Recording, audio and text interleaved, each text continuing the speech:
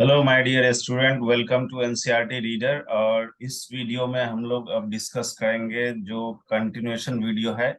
Already जो last video आपने देखा होगा उसमें आप देखे होंगे कि जो ईएमआई चैप्टर है उसका बेसिक्स हमने बताया था, और ईएमआई में क्या क्या इम्पोर्टेंट कंसेप्ट है जो आपको ध्यान में रखना है। तो दीज आर द टॉपिक्स, सब टॉपिक्स जो कि हमने डिस्कस किया था, जिसमें लेंज लॉ और इंड्यूस्ड ईएमएफ तक हम लोग देख लिए थे, and self and mutual inductance जो है वो लास्ट हो चुका था। कैसे इंडक्टर को जोड़ने पे सीरीज और पैरेलल केस में दैट किस तरह से आप उसका इक्विवेलेंट निकालोगे, ये चीज हमको हम लोग देख चुके हैं।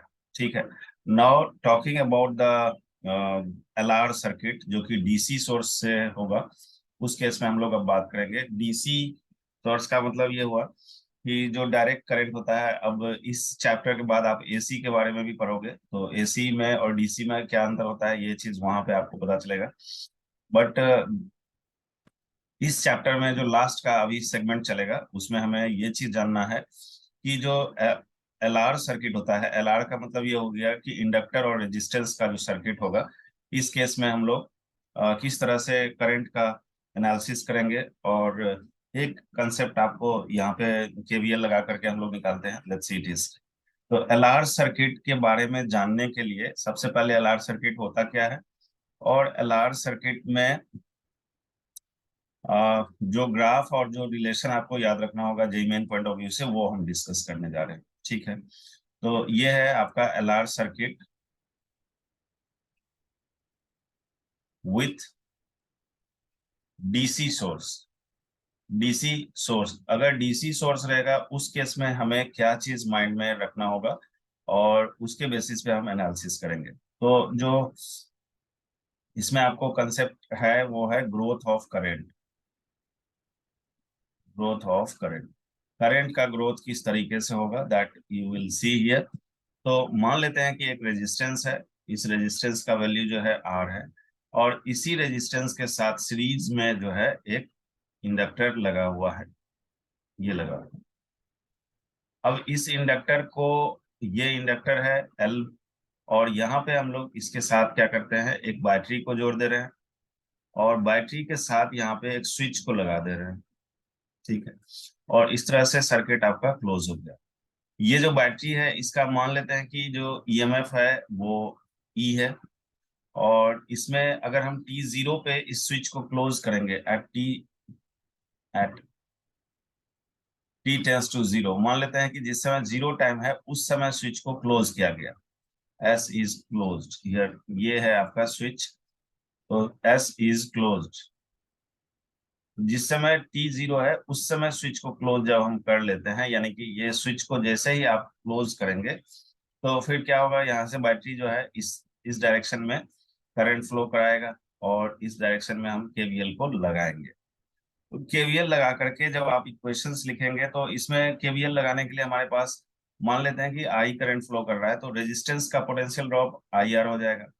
इंडक्टर का पोटेंशियल ड्रॉप जो है ये आपको L D I by d T होगा। ये हमने पढ़ रखा है कि this is minus of L D I by d T. तो यहाँ पे आई जो है टाइम के साथ चेंज कर रहा है, D I by d t, this is what it is called. Inductor से जब पोटेंशियल ड्रॉप हम लोग लिखेंगे, तो यहाँ एक इंडक्टर का पोटेंशियल ड्रॉप है, और एक रेजिस्टेंस का पोटेंशियल ड्रॉप है, और एक ईएमएफ लगा हुआ है। क्लोज लूप में जब हम मूव करेंगे, तो हम लोग इसमें यही लिखेंगे कि जो पोटेंशियल ड्रॉप हो रहा है रेजिस्टेंस का, जो पोटेंशियल ड्रॉप हो रहा है इंडक्टर का, ये दोनों जो है, और जो पोटेंशियल ड्रॉप इसका है एक्सटर्नल जो बैटरी आप लगाए हुए हैं, ये दोनों इक्वल होगा। तो दैट मीन्स इक्वल होगा, और इसी के बेसिस पे जो हमें रिजल्ट आएगा, that result I am writing here. So ये आई जो करंट होगा, this will be EMF divided by the R value, and then one minus of e to the power minus T by tau. ये कहाँ से आया, जब आप KVL को सॉल्व करोगे तो उसमें आपका दो वेरिएबल है, एक करंट है और एक टाइम है, दोनों को सेपरेट करके इंटीग्रेट करेंगे तो I as a function of time मिल जाएगा। I as a function of time मिल जाएगा। यहाँ पे टॉ क्या है, टॉ जो है इसको हम लोग बोलते हैं, this is called time constant. And LR circuit में ये एल बाय आर होता है, और एल बाय आर का जो यूनिट आएगा आपको वो यूनिट ऑफ टाइम ही आएगा, that is why it is called time constant. Time constant. इसको हम लोग टाइम कांस्टेंट इसीलिए बोलते हैं क्योंकि इसका जो यूनिट आता है, यानी L/R का जो यूनिट आएगा, तो वो आपका टाइम का यूनिट के बराबर ही होता है, इसीलिए इसको टाइम कांस्टेंट बोलेंगे। अब इसमें ये तो करंट का रिलेशन आप देख पा रहे हैं कि जो करंट होगा, अब इस करंट को अगर हम एनालाइज करें तो जिस समय टाइम आपका टेंस टू जीरो था, यानी कि टाइम टेंस टू जीरो, तो इसका मतलब है ई टू दी पावर जो भी टर्म है वो जीरो हो जाएगा, and this you can write one. तो अगर ये ब्रैकेट में ई टू दी पावर जो फैक्टर है वो अगर वन हो जाता है तो one minus one zero, implies we can say जिस समय टाइम जीरो था उस समय करंट जीरो हो जाएगा। This is what you need to understand. और यानी कि जिस समय हमने स्विच को ऑन किया था उस समय कोई करंट फ्लो नहीं कर रहा था, और जिस समय आप टी टेंस टू इंफिनिटी लेके चले जाते हैं तो ई टू दी पावर जो है यहाँ माइनस इंफिनिटी होगा, and this is what it is one by e to the power infinity, and this will become zero. तो इसका मतलब है कि उस समय हम ये बोल सकते हैं कि जो करंट होगा वो आपका जीरो हो जाएगा। तो सॉरी, करंट जीरो नहीं, ये टर्म जीरो हो रहा है, तो जो करंट है वो क्या होगा इस टाइम पे, तो जो e to the power term है ये टर्म आपका जीरो हो जाएगा। It means we can say that the I value by that time it will be E by R. तो यानी कि ये टाइम हो गया इनिशियल टाइम और ये टाइम हो गया आपका टी टेंस टू इन्फिनिटी। जिस समय टी टेंस टू इन्फिनिटी होता है, this is what it is called कि सेचुरेशन लेवल हम बोलेंगे इसको, कि जिस समय ये सेचुरेट कर गया है, मैक्सिमम टाइम इसमें ये ले रहा है। और उस केस में आप देखिए कि अगर हम इंडक्टर को हटा भी दे सर्किट से, यानी कि इंडक्टर अगर शॉर्ट सर्किट की तरह बिहेव कर जाए, तो आपका जो ईएमएफ, जो करंट होना चाहिए, वो ईएमएफ और रेजिस्टेंस के बेसिस पे, यानी ओम्स लॉ को यूज करते हुए निकल पा रहा है। यानी इस टाइम पे इंडक्टर बिहेव कर रहा है किस तरह से, शॉर्ट सर्किट की तरह से। तो जिस समय टी टेंस टू इन्फिनिटी है, इंडक्टर किस तरह का बिहेवियर कर रहा है, इंडक्टर जो है ये बिहेव कर रहा है शॉर्ट सर्किट के तरह। और इसको अगर हम शॉर्ट सर्किट कर देते हैं तो ऑब्वियस सी बात है उस टाइम पे करंट जो मैक्सिमम होगा, करंट उस टाइम पे जो सर्किट में करंट होगा that will be maximum current. So this is what we are having the maximum value of current, and this we are getting at the time of infinite time और very long time you can say. यानी कि inductor और resistance को जब भी circuit में जोड़ा जाएगा तो बहुत टाइम के बाद जाकर के उसमें मैक्सिमम करंट बिल्डअप होगा, या हम बोल सकते हैं कि इन्फाइनाइट टाइम पे जाकर के, यानी इंडक्टर उस समय इन्फाइनाइट टाइम पे शॉर्ट सर्किट की तरह बिहेव करेगा। और जिस समय टी टेंस टू जीरो था इस समय करंट ही बिल्ड नहीं हो रहा है, तो इसका मतलब हुआ कि जिस समय टी टेंस टू जीरो था इस केस में इंडक्टर कैसा बिहेव करेगा, तो इस केस में इंडक्टर जो है ये आपको ओपन सर्किट की तरह बिहेव करेगा। ओपन सर्किट यानी कि करंट को जाने ही नहीं देगा, that is the meaning you need to understand. तो जिस समय इंडक्टर को अगर हम जोड़ते हैं किसी भी सर्किट में, अगर आरएल सर्किट और बैटरी के साथ जोड़ा हुआ है, टी टेंस टू जीरो पे बोल रहा है, तो ये सर्किट ब्रेक कर देगा आपको इंडक्टर। और सर्किट ब्रेक कर देगा तो दैट मीन्स इसका ये हुआ कि वो रेजिस्टेंस भी बेकार हो जाएगा जिस ब्रांच में ये लगा हुआ रहेगा, क्योंकि ये सर्किट ब्रेक हो गया, no current will pass through it at zero time. और जैसे से टाइम ग्रोन अप होगा करंट आपका बढ़ते जाएगा, किधर से बढ़ेगा, जीरो से बढ़ना शुरू होगा, जीरो से बढ़ते बढ़ते बढ़ते बढ़ते बढ़ते टाइम के फंक्शन में किस तरह से बढ़ेगा, तो वो टाइम के फंक्शन में इस तरह से आपको एक्सपोनेंशियल ग्रोथ इसको बोलते हैं। और इसका ग्राफ अगर हम ड्रॉ करना चाहें तो we can draw like this. मान लो कि आपका y एक्सिस पे जो है करंट है और x एक्सिस पे टाइम है। तो y एक्सिस पे करंट का अगर हम ग्राफ ड्रॉ करेंगे तो हमने ये चीज देखा है ग्राफ में कि जिस समय t जो है आपका, जिस समय टाइम जो है वो जीरो है उस समय करंट कितना है, उस समय करंट जीरो है। तो यानी कि ये ओरिजिन से स्टार्ट होगा and it will go to extent level, maximum level it will be. ये एक रेफरेंस हम ले रहे हैं जो कि करंट एक्सिस पे है और वो करंट आपका ई बाय आर है। This is what we are having when T tends to infinity. तो जिस समय टी टेंड्स टू इंफिनिटी होगा उस केस में ये करंट को अचीव करेगा। दैट मीन्स कि ये ग्राफ में कहीं हम दिखा नहीं सकते हैं कहाँ पे ये अचीव करेगा, लेकिन आप इस चीज को कैलकुलेट कर सकते हैं कि जो टॉ का वैल्यू है इसको जैसे ही आप फाइव, सॉरी, जो टाइम का वैल्यू है इसको जैसे ही आप 5 टॉ के अप्रोक्स लेके जाओगे तो वो वैल्यू जो है closer to E by R होने लगता है, और धीरे धीरे धीरे धीरे it will be like E by R. तो इसको अगर हम लोग देखें तो इस तरह का ग्राफ बिल्डअप होगा, this is called growth of current. और इस तरीके से ग्राफ आपका बिल्डअप होते जा रहा है and it will be e to the power E by R. ये कब होगा? जिस समय आपका टाइम जो है वो इन्फिनाइट हो जाए। तो अगर हम वन टाइम कांस्टेंट की बात करें कि जिस समय टाइम आपका टॉ के बराबर है, तो उस केस में हम लिख सकते हैं कि ई जो होगा, सॉरी दिस करंट एक्चुअली, तो जो आई जो करंट बिल्डअप होगा इस केस में, वो आई क्या हो जाएगा? आई हो जाएगा E by R and then 1 - e⁻² minus T by tau. Minus T, T के जगह हमने क्या माना है? टॉ मान लिया। और टॉ पहले से यहाँ पे नीचे में है तो दिस गेट कैंसिल आउट। और इसको अगर हम सिंप्लीफाई करेंगे तो this will be E by R and it is 1 - 1/e। और इसको अगर हम सिंप्लीफाई करेंगे तो it will be E by R and then it is e⁻1 divided by E. तो इसको जब आप ई का वैल्यू को आप पुट करोगे 2.7 समथिंग जो ई का वैल्यू होता है, तो इसके बेसिस पे आपको यहाँ पे करंट आ जाएगा, जिससे मैं वन टाइम कांस्टेंट ले रहे हैं। Corresponding value of current will be getting here. तो कोरस्पॉन्डिंग वैल्यू जो हमारे पास यहाँ पे आएगा, this will B 0.63। This is what the meaning of 1 - 1/e। इसको सिंप्लीफाई करके आपको ये आएगा एंड ई बाय आर। तो 0.63 ई बाय आर ये आ रहा है यहाँ पे, 0.63 and then E by R. तो आपका एक ही टाइम कांस्टेंट में ये कहां तक पहुंच जा रहा है? 63% of maximum value it is getting. तो जिस समय हमारा इंडक्टर जो है, आपको जैसे से हम टाइम कांस्टेंट को चेंज करते जाएंगे, टाइम कांस्टेंट चेंज करते जाएंगे, you can see here the current जो है वो वैल्यू आपका ये एक्सपोनेंशियली ग्रोथ कर रहा है करंट वैल्यू। और एक्सपोनेंशियली ग्रोथ करते करते ये कहाँ पे चला जाएगा? Maximum value it will be E by R, और वो होगा आपको इन्फिनाइट टाइम पे, या इसको आफ्टर लॉन्ग टाइम हम लोग बोलते हैं। तो आफ्टर लॉन्ग टाइम यानी कि टी टेंस टू इन्फिनिटी जब हो जाए, तो उस केस में आपको ये माइंड में रहना चाहिए कि जो टी टेंस टू इन्फिनिटी है उस केस में आई नॉट का वैल्यू जो होगा वो ई बाय आर होगा, that will be E by R T tends to infinity पे। और वन टाइम कांस्टेंट के केस में ये कितना आ रहा है? This is what we are having, it is 0.63 E by R. So this is all about the graph. It is you can draw this kind of graph and questions may be asking you, इसी के basis पे question रहेगा कि growth of current in inductor LR circuit में किस तरीके से होगा।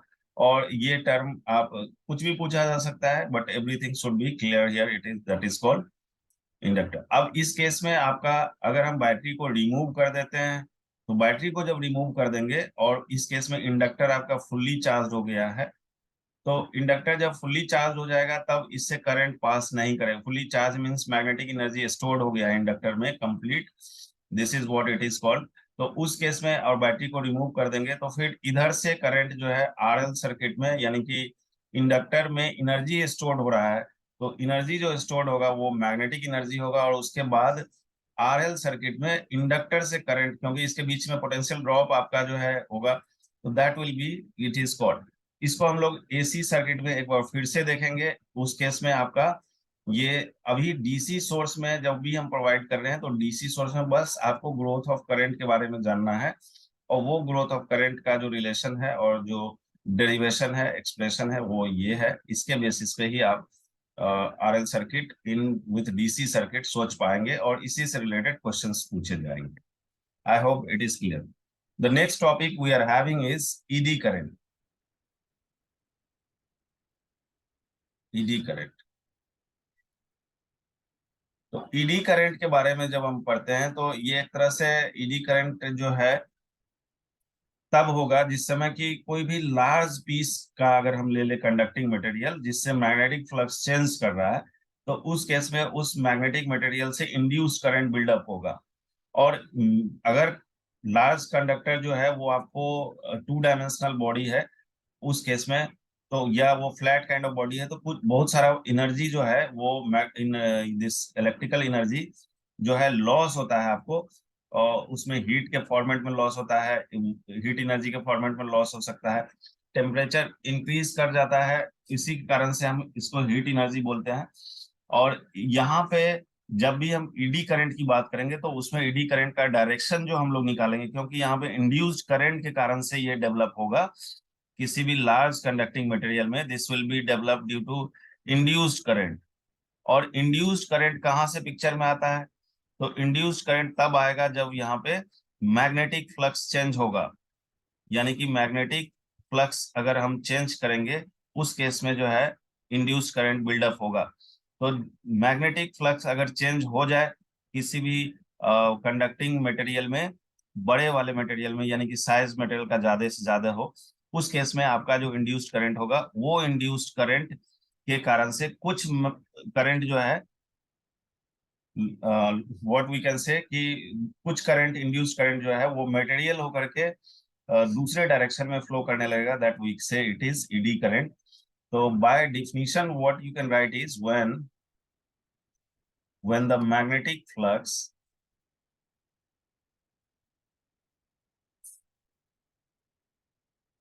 when the magnetic flux through a large piece of conducting material changes, इस केस में क्या होगा? induced currents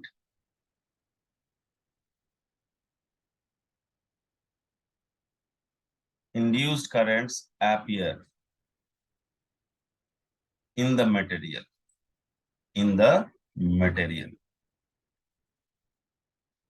तो यहाँ पे इसी को, जो करंट यहाँ पे इंड्यूस होगा, इसी करंट को हम लोग बोलते हैं ईडी करंट्स।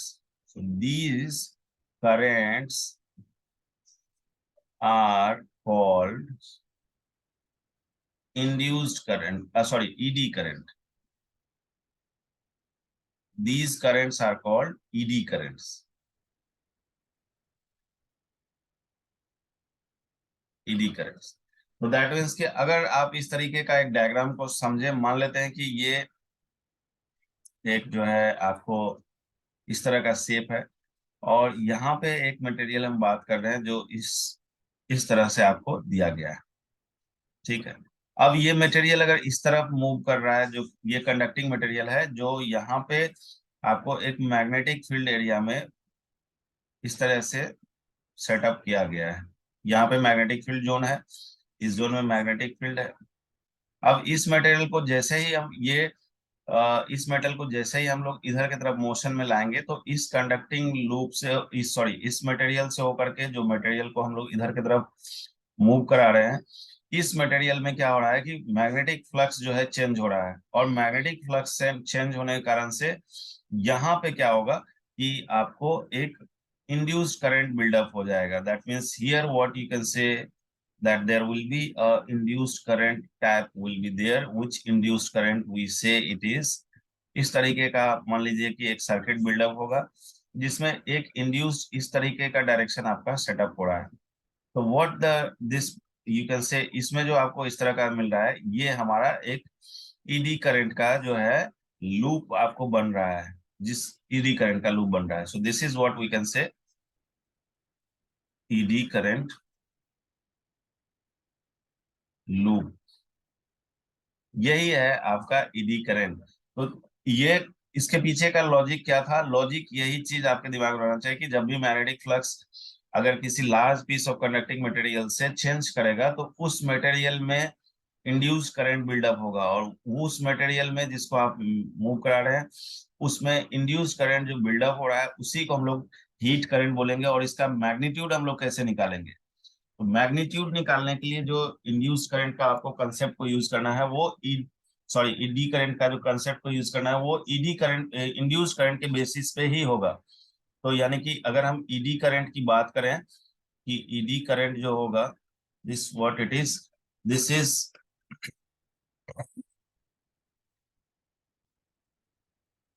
तो जो ईडी करंट का यहाँ पे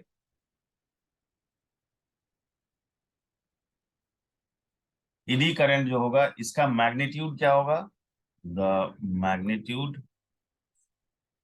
ऑफ ईडी करंट, इसका मैग्नीट्यूड जो है, जैसे करंट का हम लोग निकालते हैं तो करंट का आई को हम लोग लिखते हैं ओम्स लॉ से, तो यहाँ पे जो है जो इंड्यूस्ड ईएमएफ हो रहा है divided by resistance, that will be the magnitude of the this eddy current it is. और जो ईएमएफ इंड्यूस्ड होगा इसको हम लोग कैसे लिखेंगे, तो जो ईएमएफ इंड्यूस्ड होता है इसको हम D five by d T लिखेंगे। जिस भी मटेरियल में इंड्यूस्ड ईडी करंट डेवलप होगा उस मटेरियल से कितना D five by d T होगा, और फिर रेजिस्टेंस से हम लोग इसको डिवाइड करेंगे, this will give the that eddy current value here.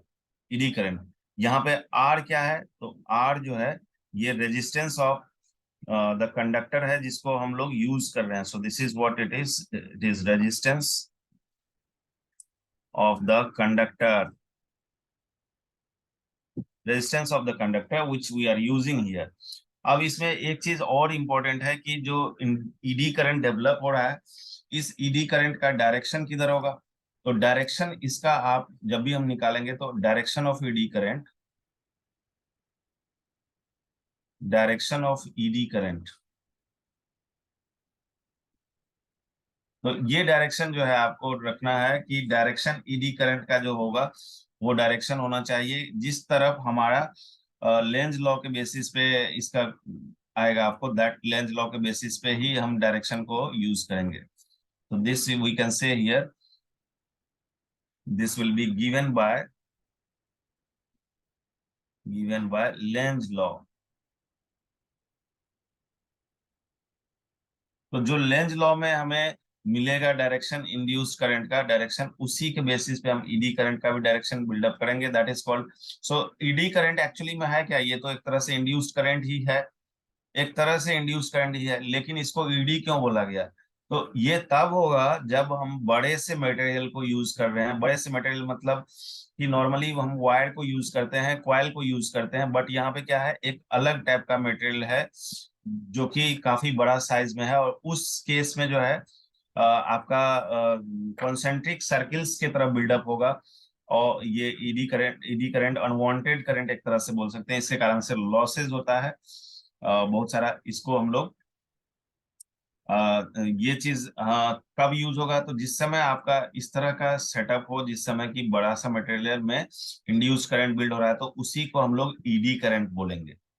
This is what we need to understand. Other way to find out this direction you can write here that Fleming right hand rule से भी हम लोग इसको निकाल सकते हैं। This is what it is Fleming right hand rule. तो कभी कभी जे एडवांस लेवल पे क्वेश्चन में आपको कंसेप्चुअल क्वेश्चन ये आ सकता है, पूछा जा सकता है कि बच्चा ये बताओ कि जो ईडी करंट का डायरेक्शन होगा वो किस किस पे डिपेंड करेगा, किस किस पे डिपेंड करेगा। तो ये चीज हम बोल सकते हैं वहां पे कि ये लेंज लॉ पे डिपेंड करेगा। दूसरा ऑप्शन मिलेगा फ्लेमिंग पे डिपेंड करेगा, फ्लेमिंग के लेफ्ट हैंड पे राइट हैंड पे लेंज लॉ और फ्लेमिंग वाला ऑप्शन एक साथ भी होगा। तो इस तरह से मल्टीपल क्वेश्चन, मल्टीपल जो कंसेप्चुअल क्वेश्चन बन सकता है वो आपका इसी ईडी करंट से रिलेटेड, वो ये चीज पूछा जा सकता है कि डायरेक्शन ऑफ जो करंट होगा वो क्या होगा, that you have to understand. अब इसमें जो इम्पोर्टेंट कुछ चीजें हैं जो आपको समझ में रखनी चाहिए, वो ये है कि जब भी हम ईडी करंट के बारे में बात करेंगे तो ये कहाँ पे होगा, कुछ एग्जांपल्स ऐसा अगर है मेरे पास तो yes you can have this example. Important application क्या है इसका, तो एप्लीकेशन हम लोग देखते हैं, application of ED currents. Application इसका ये है, इस किसमें हम लोग यूज करेंगे, तो एक आप नाम सुने होंगे, this is called induction motor. Induction motor, induction motor जो है आपको इंडक्शन मोटर, या हम दूसरा एग्जांपल बोल सकते हैं इसमें डायथर्मी। डायथर्मी क्या होता है, तो डायथर्मी का मतलब है कि जिस समय ज्यादा डीप हीट को यूज किया जाएगा, deep heat, this is what it is, kind of treatment, deep heat treatment of parts of human body। तो ये भी एक एप्लीकेशन है इस ईडी करंट का, हम लोग यूज करते हैं कि जब हमें internal part of deep heat का जरूरत होता है ह्यूमन बॉडी के इंटरनल पार्ट्स में जाने के लिए, तो हम लोग इसको बोलते हैं डायथर्मी। तो डायथर्मी में पूछा जा सकता है कि ईडी करंट का यूज हो रहा है, तो वो कहाँ पे हो रहा है, किसका उसके ट्रीटमेंट के लिए यूज हो रहा है, तो दिस इज व्हाट वी से it is for human body. And दूसरा जो इम्पोर्टेंट है वो आप जानते हैं, इंडक्शन मोटर। तो इंडक्शन मोटर भी है। अब ये एक एप्लीकेशन है जो कि पॉजिटिव एप्लीकेशन है, क्योंकि डायथर्मी ऑब्वियसली है कि ये इलाज के लिए यूज हो रहा है। और इंडक्शन मोटर जो है ये ह्यूमन लाइफ के मतलब रियल लाइफ में जो यूज होगा उस केस में ये मोटर के पर्पज से यूज हो रहा है, तो इंडक्शन मोटर के पर्पज से यूज हो रहा है, तो यूजेबिलिटी पॉइंट ऑफ व्यू से यहाँ पे ये चीज को यूज कर पा रहे हैं। ठीक है। लेकिन कुछ जगह अनडिजायरेबल भी है ईडी करंट को, जिसको जो कि हमारे रिलेटिव मोशन को अपोज कर रहा है। ठीक है। उसके कारण से लॉस ऑफ एनर्जी होगा। तो जहां पे ये अपोज करेगा रिलेटिव मोशन को, जैसे फ्रिक्शन करता है, कभी कभी फ्रिक्शन जो है मोशन को फेवर भी करता है, तो लेकिन रिलेटिव मोशन की बात करेंगे तो यहाँ पे जब ये अपोज करेगा, अपोजेस द रिलेटिव मोशन, तो जब ये अपोज करेगा रिलेटिव मोशन का, अनडिजायरेबल होगा पहला। दूसरा, जिसमें ये आपको जिसमें कि इन्वॉल्व होगा loss of energy, loss of energy. तो जिस समय लॉस ऑफ एनर्जी होगा उस केस में भी लॉस ऑफ एनर्जी किस फॉर्म में हो सकता है, ये हीट के फॉर्म में हो सकता है यहाँ पे आपको। या अगर हम बात करते हैं जो उस जैसे हीट के फॉर्म में लॉस होगा, तो जो उसका टाइम फ्रेम होगा उस डिवाइस का, इलेक्ट्रिकल डिवाइस का, उसका जो लाइफ है वो लाइफ घट जाएगा। तो हीट के फॉर्म में होगा और उसका हम बोल सकते हैं कि reduce the life of electrical devices.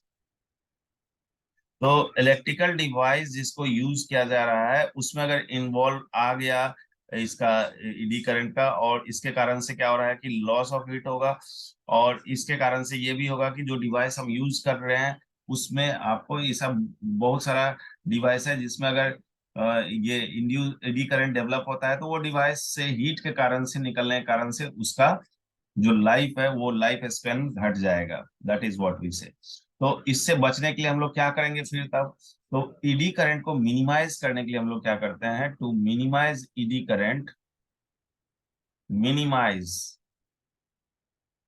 ED current, this is what you need to understand, because कि ये वीडियो जो है क्विक रिवीजन वाला है, तो इसमें हम बहुत ज्यादा डिटेल में नहीं जाएंगे, बट बहुत ज्यादा डिटेल वाला वीडियो भी हो सकता है अपलोड होगा, तो उसमें आप उस डिटेल को जा सकते हैं। This is mainly focus about those student who are going to write the JEE Main this year April में, और यानी या उनका एडवांस एग्जाम होगा जून में। तो ये उस पॉइंट ऑफ व्यू से थोड़ा फास्टर वीडियो है, इसमें बहुत सारी चीजें स्कीप की हुई है, जो चीज आपको ये उन बच्चों के लिए पॉइंट ऑफ व्यू से ही है जो जेई मेन इस बार दे रहे हैं, या नीट का एग्जाम देंगे या एडवांस का एग्जाम देंगे।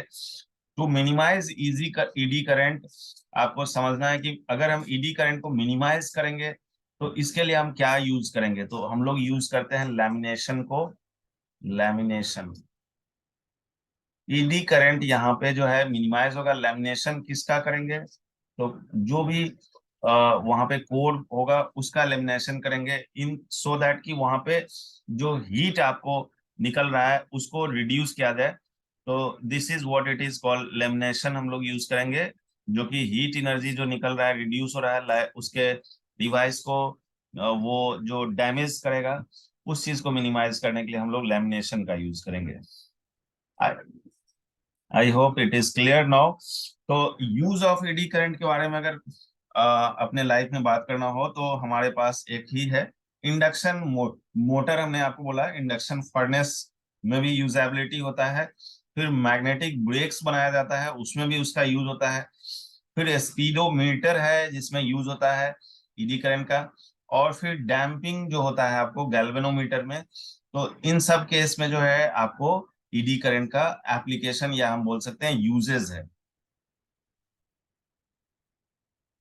तो we can say that what the use of ED current,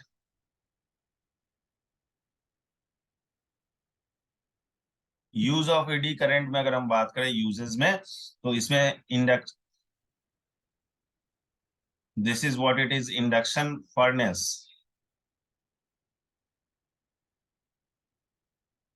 induction furnace,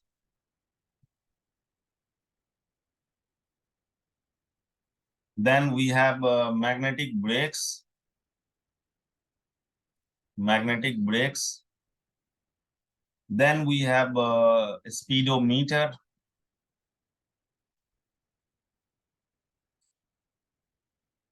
then we have damping in galvanometer, damping in galvanometer. तो डैम्पिंग इन गैल्वेनोमीटर जो होता है ये आपको एक तरह से समझिए कि गैल्वेनोमीटर में मतलब बीट बीट गैल्वेनोमीटर फॉर्मेट में होगा, that we can go for that, it is called, these are the application जो कि आपके माइंड में रहना चाहिए। किसका एप्लीकेशन है? ईडी करंट का, induction furnace, magnetic brakes, speedometer and damping in galvanometer. अब जो नेक्स्ट टॉपिक है इस चैप्टर में वो आपका, ये तो ईडी करंट था, नेक्स्ट टॉपिक जो हमारे पास है वो है इंड्यूस्ड इलेक्ट्रिक फील्ड। इससे पहले जो हम लोग पढ़ चुके हैं वो इंड्यूस्ड करंट पढ़े हैं, बट इस चैप्टर में आप देखेंगे कि इलेक्ट्रिक फील्ड को भी इंड्यूस्ड किया जा सकता है, और ये कब होगा तो इसको भी हम लोग देख ही लेते हैं ये कब होगा।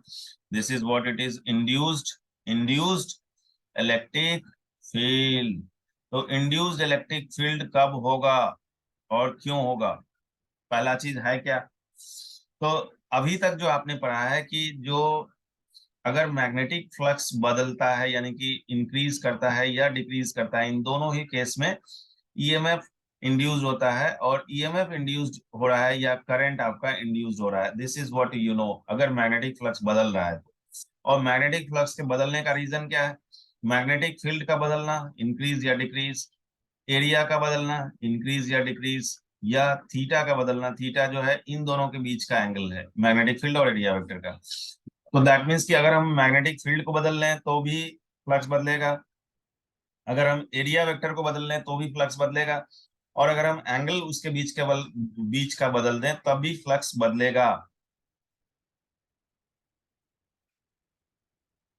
तो इंड्यूस्ड इलेक्ट्रिक फील्ड के बारे में अगर हम बात करते हैं तो यहाँ तो आपका इंड्यूस्ड करंट है और इंड्यूस्ड इलेक्ट्रिक फील्ड है, इंड्यूस्ड पोटेंशियल है और इंड्यूस्ड करंट है जो फ्लक्स के बदलने के कारण से हो रहा है।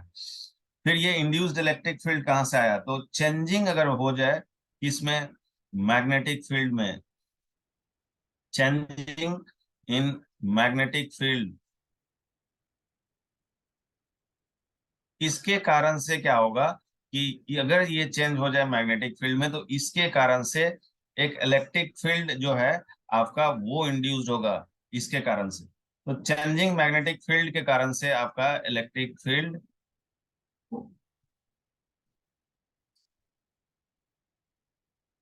ये एक बिल्डअप होगा इलेक्ट्रिक फील्ड जो किसके कारण से डेवलप हो रहा है? मैग्नेटिक फील्ड के चेंज होने के कारण से। और ये जो फील्ड है इस फील्ड को हम लोग बोलेंगे this is what we are having, it is non conservative, it is non conservative. ये फील्ड जो डेवलप हो रहा है this is non conservative field here. जो इलेक्ट्रोस्टैट में इलेक्ट्रिक फील्ड हमने पढ़ा है वो तो कंजर्वेटिव फील्ड था, बिल्कुल वो कंजर्वेटिव फील्ड था, लेकिन ये जो फील्ड हो रहा है, क्योंकि ये इलेक्ट्रिक फील्ड आपका क्या हो रहा है, ये इलेक्ट्रिक फील्ड आपका इंड्यूस्ड हो रहा है किसके कारण से? तो ये हो रहा है मैग्नेटिक फील्ड के वेरिएबिलिटी के कारण से। तो इस केस में जो है आपको, जब भी हम इलेक्ट्रिक फील्ड इंड्यूस की बात करेंगे तो ये किसी भी क्लोज लूप में जो है ऑलवेज आपको नॉन कंजर्वेटिव इन नेचर होगा, that you have to understand. और इसको अगर हम लोग फाइंड करना चाहें तो हम लोग किस तरह से फाइंड कर सकते हैं? तो मैग्नेटिक फील्ड अगर आपका टाइम के रिस्पेक्ट में बदल रहा है, इट में इंक्रीज और इट में डिक्रीज ऑल्सो, तो ये अगर मैग्नेटिक फील्ड टाइम के रिस्पेक्ट में वेरिएबल हो जाए तो जिस एरिया में ये आपको, जिस जोन में मैग्नेटिक फील्ड वेरिएबल हो रहा है उस जोन में आपका इलेक्ट्रिक फील्ड इंड्यूस होगा। तो इलेक्ट्रिक फील्ड इंड्यूस जब भी हम निकालेंगे तो वो पॉइंट जिस जो जिस जोन में आपका मैग्नेटिक फील्ड बदल रहा है उसके इनसाइड में इलेक्ट्रिक फील्ड हो सकता है इंड्यूस्ड, या उसके आउटसाइड में होगा। तो एक एक करके हम लोग दोनों को देख लेते हैं।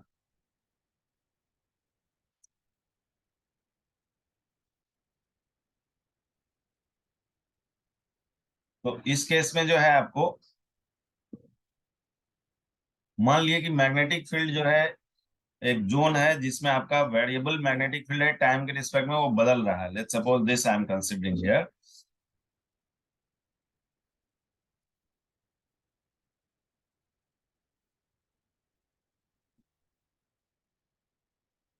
इस तरीके का एक आप समझिए कि ये एक सर्किल है जो कि इस जोन में अगर हम रहेंगे तो मैग्नेटिक फील्ड इस जोन में जो होगा, फिर जैसे ही हम एक अलग जोन में जाएंगे इस तरह के कंसेंट्रिक सर्किल में, इस पार्ट में मान लीजिए हम मूव कर रहे हैं, तो इसमें कैसे निकालेंगे कि अगर इन साइड का पॉइंट है या कोई आउटसाइड का पॉइंट है, how we can find out that one.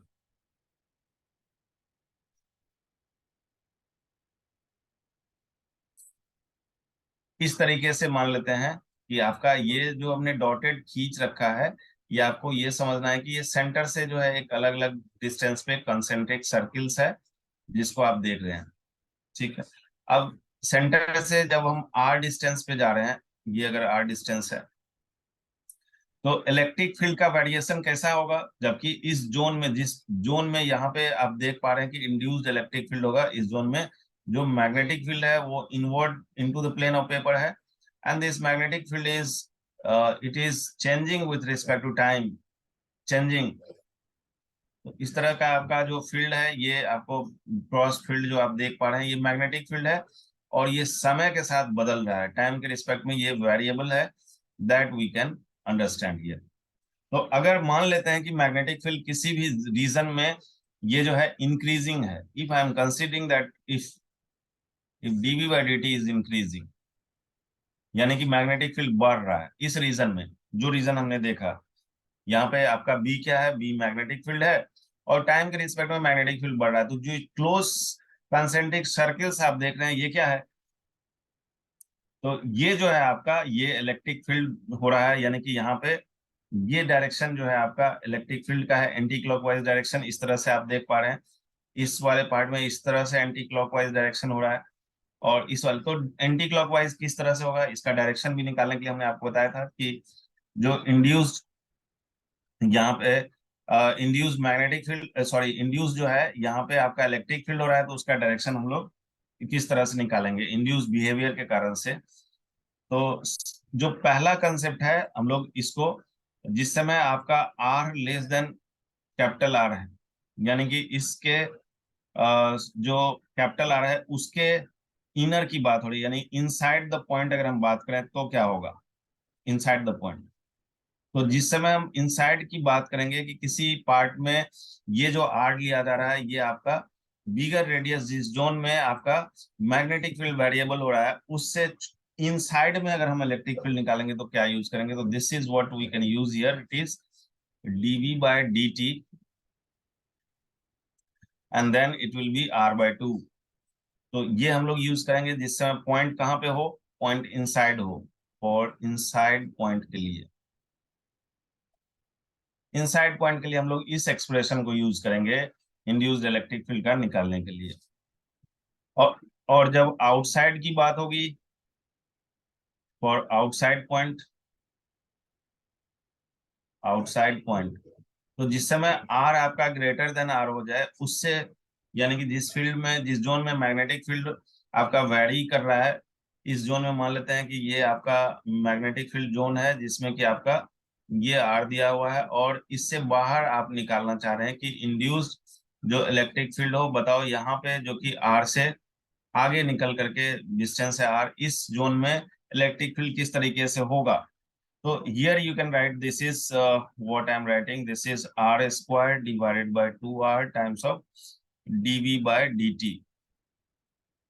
तो ये आपने कैसे लिखा, तो नॉर्मल कंसेप्ट हम जानते हैं कि इलेक्ट्रिक फील्ड और पोटेंशियल में जो रिलेशन है वो हम जानते हैं, कि उसी के बेसिस पे आप लिखेंगे। तो dv हम लोग जानते हैं, this is what we are having, e dot of this is d r, ये तो एक पोटेंशियल कंजर्वेटिव रिलेशन के बेसिस पे हम इस चीज को लिख रहे हैं। This is what we have minus e dot d r, this is what it is. There is relation between electric field and potential, you must be knowing this one, that we write electric field as minus of DV by d r, this one.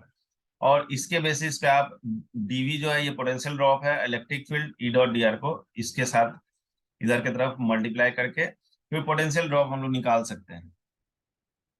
तो यहाँ पे ई dot D L, और ये potential जो है ये आपका क्या है, इंड्यूस्ड ईएमएफ यहाँ पे यूज होगा। इंड्यूस्ड ईएमएफ क्या होगा, D five by d T use होगा। और D five by d T में हम किसको यूज करेंगे, तो जब भी हम फाइव की बात करेंगे तो यहाँ पे जो एरिया ऑफ क्रॉस सेक्शन आप कंसीडर कर रहे हैं पाई आर स्क्वायर, जिस होकर के कंसिडरेशन होगा। And then we have d v by d t, this is what we are having this d five by d t. और इसके बेसिस पे हम लोग निकालेंगे दिस इज माइनस साइन, तो मॉडुलस अगर हम ओनली कंसीडर करें मैग्नीट्यूड, तो pi r square d v d t, इसको यूज करेंगे इंड्यूस्ड ईएमएफ के लिए। और डी आर को इंटीग्रेट करेंगे, d r is the what you can से, जो कंप्लीट लूप होगा उसका लेंथ कितना होगा, तो वो टू पाई आर ही होगा ऑलवेज। तो उसको यूज करके हम लोग ये दोनों रिलेशन को लिखे हैं, this is what it is. Next we are having the graph of this electric field. तो इलेक्ट्रिक फील्ड का जो ग्राफ अगर हमें ड्रॉ करना हो किसके साथ, तो जो डिस्टेंस पे हम इंड्यूस्ड इलेक्ट्रिक फील्ड को निकालना चाह रहे हैं, this is what we have induced electric field. तो इनसाइड पॉइंट वाले केस में जो ग्राफ आया है आप देखिए कि ये इलेक्ट्रिक फील्ड जो है यहाँ पे इंड्यूस्ड, ये डायरेक्टली प्रोपोर्शनल टू आर हो रहा है। और इस केस में क्या हो रहा है, इस केस में इलेक्ट्रिक फील्ड जो है इसको हम बोल सकते हैं ई इन, और इसको हम बोल सकते हैं ई आउट, ये जो है इनवर्सली प्रोपोर्शनल टू आर हो रहा है। This is what we are having. तो यानी कि डायरेक्टली प्रोपोर्शनल की अगर हम बात करें तो वो इस तरीके से आपको यहाँ से इस पॉइंट तक अगर हम कंसीडर करते हैं तो ये आपका आर वैल्यू है। और this is what we are having, electric field is directly proportional to r. और इसके बाद जो है ये आपको इनवर्सली प्रोपोर्शनेट होगा रेक्टेंगुलर हाइपरबोला के फॉर्मेट में, this is what we are having. तो ये इलेक्ट्रिक फील्ड इंड्यूस्ड का है जो ग्राफिकल वेरिएशन है आपको, कि जिस समय आर का वैल्यू, कैपिटल आर का वैल्यू जो है स्मॉल आर के बराबर होगा, that time it will be what you can say, r small की जगह हम कैपिटल रखेंगे। कैपिटल आर क्या है, तो कैपिटल आर वो जोन है जिसमें आपका मैग्नेटिक फील्ड जो है वो वेरिएबल दिया हुआ है, इसके बेसिस पे ही हम small r, this is what it is given. ये कैपिटल आर आपको दिया हुआ है, इस जोन में आपका मैग्नेटिक फील्ड जो है, this is what we are having, magnetic field is variable. अब इसमें इनसाइड में अगर हमें निकालना होगा तो इनसाइड पॉइंट ये स्मॉल आर हो जाएगा, और अगर हमें आउटसाइड में निकालना है तो ये पॉइंट हमारा आउटसाइड के लिए जो है ये आर हो जाएगा उस केस में। और उसी के बेसिस पे ये ग्राफ को ड्रॉ किया गया है। I hope now it is clear and you can understand. जब भी इंड्यूस्ड इलेक्ट्रिक फील्ड की बात होगी तो ये नॉन कंजर्वेटिव इन नेचर है, और इस नॉन कंजर्वेटिव नेचर के कारण से जो पोटेंशियल का कंसेप्ट आपने उसमें पढ़ रखा है क्या, जो इलेक्ट्रोस्टैट में पढ़ रखा है और जो यहाँ पे पढ़े हैं, तो इसमें हम इंड्यूस्ड ईएमएफ को यूज करेंगे पोटेंशियल को निकालने के लिए इलेक्ट्रिक फील्ड के कारण से। और नॉन कंजर्वेटिव नेचर का मतलब यह है कि work done in round tree जो है वो जीरो नहीं होगा, that is what it is called non conservative. Non conservative के बारे में आपने electro this work power energy में भी पढ़ रखा होगा। तो this is all about the induced electric field. And the next topic we are having, it is transformer। Transformer, तो ट्रांसफार्मर में जो है आपको जो ट्रांसफार्मर के बारे में जानना है, let's see it is transformer. तो ये एक तरह से हम बोलेंगे कि ट्रांसफार्मर क्या है, it is a device for converting high voltage into low voltage and vice versa. तो एक तरह से हम बोलेंगे कि it is a device for converting high voltage into low voltage and vice versa। तो एक तरह से ये डिवाइस का काम कर रहा है, जो क्या कर रहा है कि हाई वोल्टेज को लो वोल्टेज में या लो वोल्टेज को हाई वोल्टेज में कन्वर्ट करेगा, दैट इज व्हाट वी से इट इज ट्रांसफार्मर। तो दो तरह का ट्रांसफार्मर होगा। First transformer it is called step up transformer,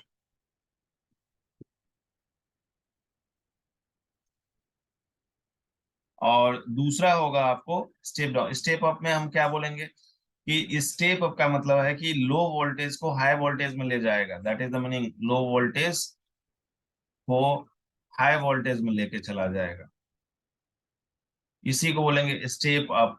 up का मतलब है इसको बढ़ाना, this is called step up, यानी लो वोल्टेज को जब हाई वोल्टेज में लेके चला जाएगा। दूसरा है आपको step down, step down transformer. Step down किसको बोलेंगे, तो जिस केस में आपका जो है, जैसे ही लो हाई वोल्टेज, यहाँ पे क्या है कि पहला हम लोग देखे लो वोल्टेज को हाई वोल्टेज में ला रहा है, अब ये क्या करेगा कि हाई वोल्टेज को ये लो वोल्टेज में लेके चला जाएगा, लो वोल्टेज।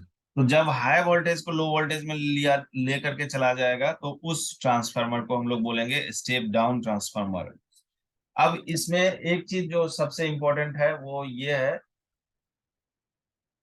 कि इसके बारे में आपको कुछ पता होना चाहिए, क्या क्या ट्रांसफार्मर में रिलेट करेंगे, तो इसके बारे में हम लोग नेक्स्ट वीडियो में देखेंगे। Just this is just basic information regarding the transformer till yet I covered here, and we don't have more time to discuss about. So next class में आपका ट्रांसफार्मर का जो दो तीन रिलेशन है, नेक्स्ट वीडियो में it will be done over there. And दूसरा जो इसमें एक और इम्पोर्टेंट पार्ट इस चैप्टर में रहेगा वो है एलसी ऑसिलेशन। कभी कभी एलसी ऑसिलेशन से पूछा जा सकता है, तो आई hope it will be just maximum 15 to 20 minutes video, so that will be covered in the next part of this video. And I think this is what you need to go for, this complete chapter revision. Only 15 minutes is there to complete this EMI, और EMI को complete करते हैं तो आपको JEE main में और JEE advance दोनों में ही बेनिफिट मिलेंगे। So thank you